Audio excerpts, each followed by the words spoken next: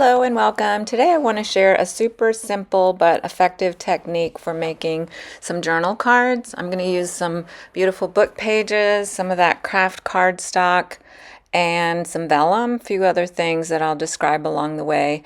So I'm using this beautiful book called The Painted Garden. The author's name is Wooden, and I love this book. I'll show you some of the pages there. It has beautiful images, and I really love the font that they used for the writing. So I think this makes beautiful additions to journals. And I'm going to measure, I'm using some 8.5 by 11 craft cardstock paper.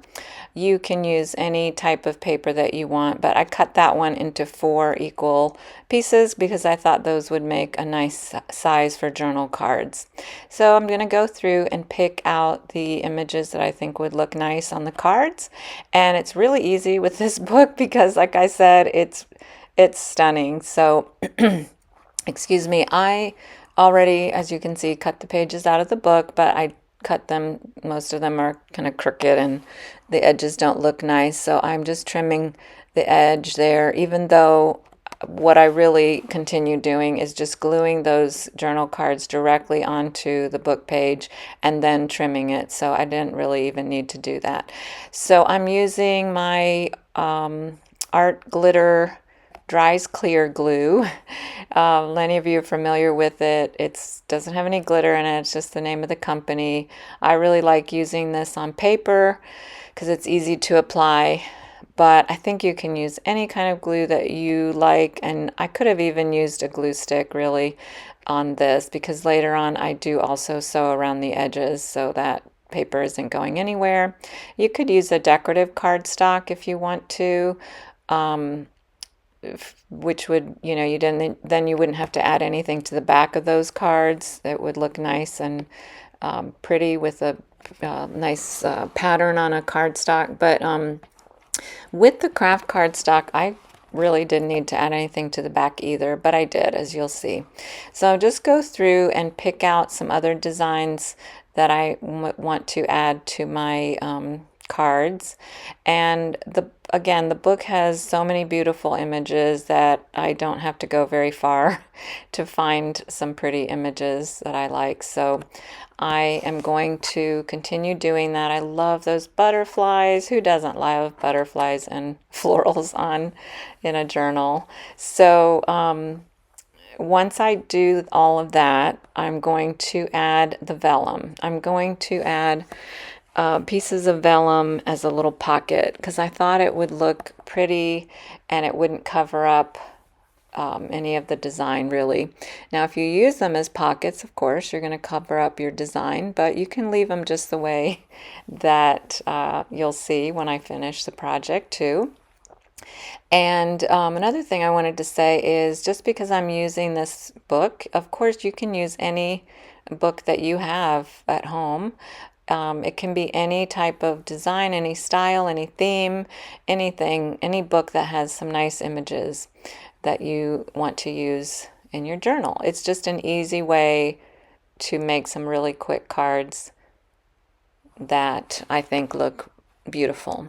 So I'm wanting to use that the florals and the font because I really like the way that looks. But at first I wasn't sure if I wanted to use that page and was worried about using the back of it. I mean, wasting the back of it with those pretty leaves. But I decided I have so many pages in that book that I think I can let go of one leaf page because I have others that I can use for another project. Sometimes, I have silly ideas, but sometimes it's hard to pick which pretty side you want to use for a project. So I'm going to continue gluing, cutting. And so again, the next thing I'll do is add those vellum pockets.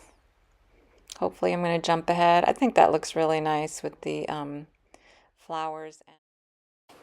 Okay, so this is how I measure with the vellum. I just eyeball the size pocket I want and then trace that out and cut it with my scissors. I really don't like to measure if I don't have to, and usually my measuring is not that great, so this works well for me. And I'm just going to glue those pockets on. I'm going to cut 4 pockets the same size and glue those on with my glue, and then later I will sew around the edges. So the glue dries clear, as the name says, so it doesn't show, but also I just want to make sure nothing's going to fall off my pages with the sewing, and then also I think it adds a nice decorative touch as well. So I'm also going to back those cards with that ledger paper.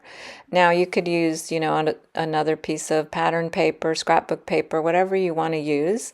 And I'm going to follow the same process. I'm going to glue those on to the ledger paper and then just trim everything up. So I do that with all 4 cards, trim everything up nicely, and then I'm going to take it to my sewing machine and I'm going to edge around all 4 cards with some off-white thread in a zigzag stitch. I decided to use the off-white because I didn't want it to be too stark, but looking back on this, I think I could have used some black thread or even a colorful pink or excuse me, purple, something like that, green even. There's a lot of green in each of those cards. So I also decided it needed a little something, and those labels that I had printed up, I thought added a great touch, and those little tabs, which I already have a bunch of tabs punched out.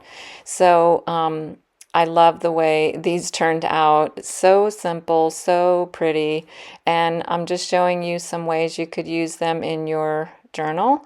You could attach them to a page like that and with a piece of tape or fabric and make it into a little flip out, as I'm showing you right there. And then you could also just attach that to a page itself. You could put it in a pocket within a pocket.